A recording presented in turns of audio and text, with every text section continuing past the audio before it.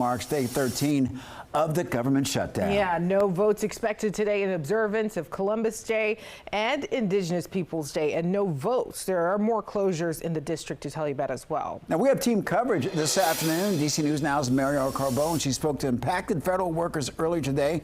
We're going to hear from her in just a bit. But first, let's head over to DC News Now's Randy Bass. She has more on the Smithsonian museums and the National Zoo that closed over the weekend, and businesses nearby, she found out, are already feeling those impacts.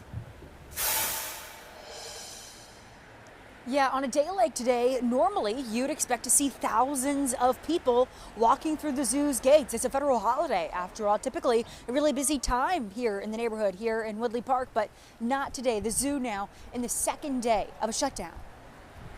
National Zoo now closed after staying open for the first 11 days during the federal government shutdown, and storefronts nearby are already feeling the impacts. Typically the zoo would be packed and everybody would be going across the street to see the pandas, and then they'd come back and they'd grab a panda pop, and none of that. Like the gates are closed, nobody's going in or out, so it's really disappointing and very frustrating.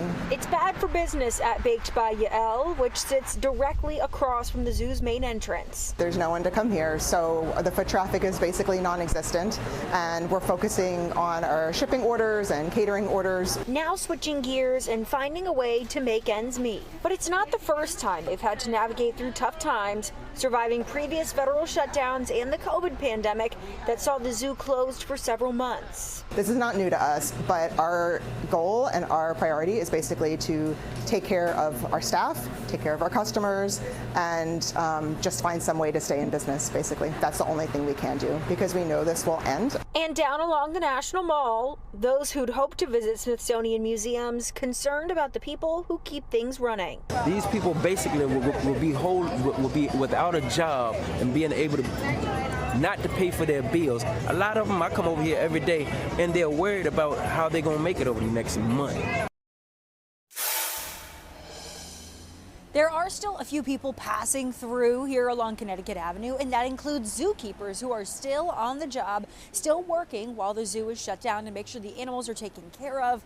The bakery Baked by Yael, they are offering them free meals as they continue to work through the shutdown. In Northwest, I'm Randy Bass, DC News Now.